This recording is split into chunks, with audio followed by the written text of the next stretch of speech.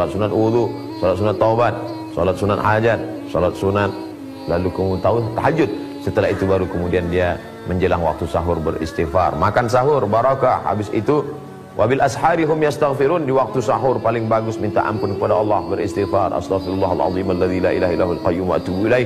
Salat subuh berjamaah ke masjid, selesai salat subuh berjamaah ke masjid, duduk berzikir dengan Allah, membaca Al-Quran, masuk kerja, bertasbih, berzikir, bertahmid, bertakbir, sampai waktu zuhur, salat lagi, qabliyah, ba'diyah, salat asar, qabliyah, menjelang petang membaca Al-Quran, menyediakan makanan sedekah untuk orang berbuka, fakir miskin, siap-siap ke masjid, sampai ke masjid, baca Quran, berzikir, habis salat isya, menjelang tarawih, ada kultum, full ibadahnya. Tapi ternyata tidak masuk surga, kata Nabi SAW. Kenapa? La yadkhulul jannata, tidak masuk surga. Siapa dia? Qati'ur rahim, orang yang memutuskan tali silaturahim. Sahih Bukhari ada, Sahih Muslim ada. La yadkhulul jannata, tidak masuk surga. Siapa dia? Qati'ur rahim, orang yang memutus tali silaturahim.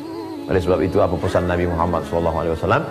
Man ahabba ayyubsata lahu fi rizqihi, siapa yang mau lapang rezekinya, wa yunsa'a lahu fi atharihi, dipanjangkan umurnya, falyasil rahimahu, hendaklah dia menyambung tali silaturahim. Hadis ini muskil, problem.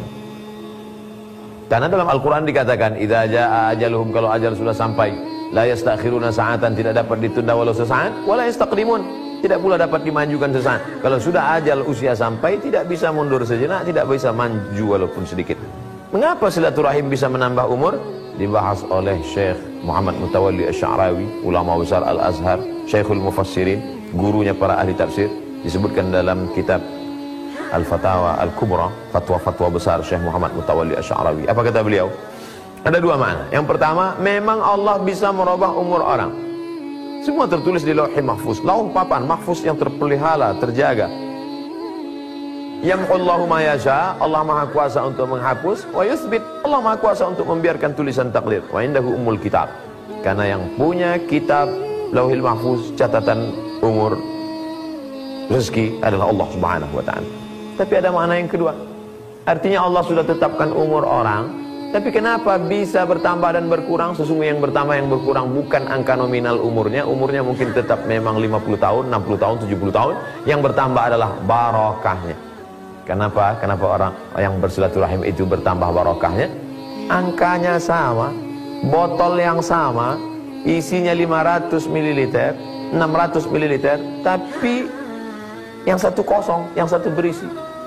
Umur sama-sama, 63 tahun. Tapi berisi dan berkualitas, itulah yang diinginkan. Makanya yang selalu dimintakan ada barakah. Wassalamualaikum warahmatullahi wabarakatuh, berkah. Sebelum makan yang dimintakan barakah, Allahumma barik lana. Anak yang baru lahir dimintakan barakah, barakallahu laka fil mauhub. Orang yang baru menikah dimintakan barakah, barakallahu lakum wa baraka alaikum wa ja'ala bainakum fi khair. Minta keberkahan. Maka dengan bersilaturahim bertambah berkah. Ma min muslimaini, ada dua orang muslim, yaltaqiyani, berjumpa, wa yatasafahani, berjabat tangan, illa ghufira lahuma, Allah ampunkan dosa mereka berdua, malam yatafarraqa, sebelum mereka berpisah. Orang yang bersaudara di dunia, maka di akhirat nanti dicari Allah Subhanahu wa taala. Apa kata Allah? Ainal mutahabbuna bi jalali. Mana orang-orang yang dulu berkasih sayang karena aku, bukan berkasih sayang karena harta, bukan berkasih sayang karena kuasa, bukan berkasih sayang karena kepentingan dunia. Ainal mutahabbuna bi jalali. Mana orang yang dulu berkasih sayang karena aku, adhilluhum tahta dhilli. Aku akan berikan mereka naungan di bawah singgasana arasku pada saat panas terik padang mahsyar. Ada orang yang mendapatkan naungan khusus. Siapa dia? Orang-orang yang bersaudara karena Allah. Maka sambung tali silaturahmi. Di hari baik, bulan mulia, selama ini belum melihat momen. Saya sebenarnya marah, sebenarnya emosi. Kapan momen terbaik? Kita sudah bersih, minta ampun tiap malam, petang, pagi, siang dan malam. Minta supaya dihapuskan dosa-dosa kepada Allah, tapi dosa kepada manusia. Tak dapat kita menangis di pintu Ka'bah, ya Allah ampunkan dosaku kepada kawanku, saudaraku, tetanggaku, temanku. Tidak bisa. Satu-satunya cara adalah dengan sambung silaturahim. Sambung silaturahim. Semoga bermanfaat. Terima kasih. Assalamualaikum warahmatullahi wabarakatuh. Kita sampai pada kisah jangan ikuti langkah-langkah setan. Ada 3 orang dari kalangan Bani Israel, orang-orang beriman sebelum kedatangan Nabi Muhammad SAW. Mereka ingin jihad fisabilillah, perang, mempertahankan agama Allah. Tapi ternyata ada satu penghalang mereka. Mereka punya seorang adik perempuan. Ini adik mau dititipkan kemana? Oh, kalau begitu kita pergi jihad, adik kita titipkan ke raja. Jangan, nanti raja mengambilnya jadi istri. Kalau gitu kita titipkan ke orang kaya. Jangan, orang kaya itu juga tidak amanah. Oh, kalau begitu kita titipkan ke ahli ibadah. Oke, baik. Nampaknya ahli ibadah inilah yang bisa tempat kita menitipkan adik kita. Dititipkanlah adik tadi ke tempat ahli ibadah. Ahli ibadah tinggal di Som'ah, tidak pernah keluar, lalu dibuatkan rumah kecil di bawah untuk tempat adik. Apa yang terjadi? Setan datang berbisik. Oh, ahli ibadah, andai engkau mengantarkan makanan ke tempat perempuan itu sebagai orang yang melindungi, mengayominya, memperhatikan makannya, tentu pahalanya lebih besar. Ahli ibadah berpikir, wah ini peluang untuk masuk surga. Diantarkan makanan, tapi hanya sekedar mengantarkan, tidak pernah melihat wajahnya, langsung kembali. Hari kedua, langkah setan bekerja. Andai engkau ajak dia bicara, ngobrol, tentu lebih baik. Sekedar mengantar saja, setelah selesai, cukup. Apa kabar? Sehat? Baik, sehingga dia merasa nyaman, adem, ayem, tentram. Akhirnya mulai bekerja. Andai engkau ajak dia bicara lebih panjang, tatap wajahnya, lihat tubuhnya, akhirnya dari mulai makan, ngobrol, cerita, terjadilah apa yang terjadi. Betapa setan bekerja, dia tidak pernah mengajak langsung ke inti perbuatan, tapi step by step, langkah demi langkah, khutuwat, langkah-langkah setan. Sampai pada akhirnya anak gadis yang dititipkan oleh 3 orang kakak pejuang mujahid fisabilillah tadi, na'udzubillah, dalam keadaan hamil. Bagaimana ini nanti kalau anak lahir? Bagaimana nanti kalau semakin membesar? Bagaimana nanti kalau masyarakat tahu? Bagaimana nanti? Akhirnya setan berbisik, kalau begitu bunuh saja dia. Dia ambil batu besar, dia timpakan ke kepala perempuan tadi. 1 kali timpa, mati. Meninggal dunia. Setelah itu dia kuburkan di pintu belakang tempat ibadah. Maka 3 orang kakak yang malang tadi pun pulang dari jihad fisabilillah, begitu senangnya karena sudah menolong agama Allah. Dan dia tanya, mana adik kami wahai ahli ibadah? Adikmu tiba-tiba saja meninggal dunia karena ada wabah penyakit dan dia sudah mati. Meninggal dia, iya. Tapi rupanya setan bekerja. Malam dia datang kepada kakak yang pertama. Hei fulan, sebenarnya adikmu itu tidak mati karena sakit, tapi dia dibunuh oleh ahli ibadah. Begitu terbangun pagi, si kakak berkata, aku diganggu setan malam ini. Dia tanya kepada adiknya yang kedua, apa yang kau lihat?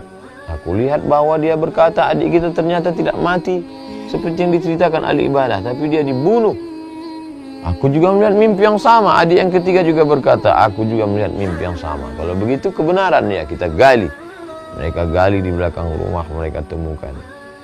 Ternyata memang benar bahwa adik mereka dibunuh oleh ahli ibadah. Dilaporkan sampai ke Tuan Raja.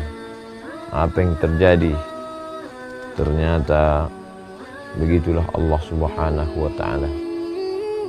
Sampai akhirnya mereka membawa ke para raja dan dia harus dihukum karena sudah menyia-nyiakan amanah. Sudah selama ini dianggap orang yang baik, dianggap orang yang dekat dengan Allah Subhanahu wa ta'ala. Lalu kemudian apa yang terjadi?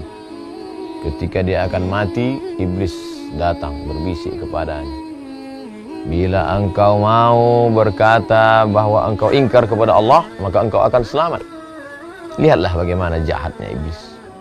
Sampai pada saat detik-detik menjelang kematian, saat terikat, dia tetap juga akan menggoda. Padahal ini orang sudah kena hukuman. Bila engkau mau mengingkari Allah, maka engkau akan selamat. Dan pada saat terikat itulah dia berkata, aku ingkar kepada Allah. Mati dalam keadaan ingkar, kafir. Berharap pertolongan iblis. Apa yang terjadi? Ketika saat mati, dan kemudian mati dalam keadaan su'ul khatimah, disitulah tidak ada yang bisa menolong. Dan iblis yang menjanjikan itu pun sebenarnya hanyalah kata-kata dusta, palsu belaka. Apa pelajaran yang dapat kita ambil? Mari kita senantiasa waspada La tattabi'u khutuwatis syaitan. Jangan ikuti langkah-langkah setan. Karena dia selalu merayu, menggoda, sampai pada puncak saat kita akan mati pun dia akan datang berkata, kalau kamu mau ingkar kepada Allah, aku akan tolong engkau. Makanya kita selalu berkata, Allahumma hawwin alaina, ringankan kami fi sakaratil maut, saat sakaratul maut.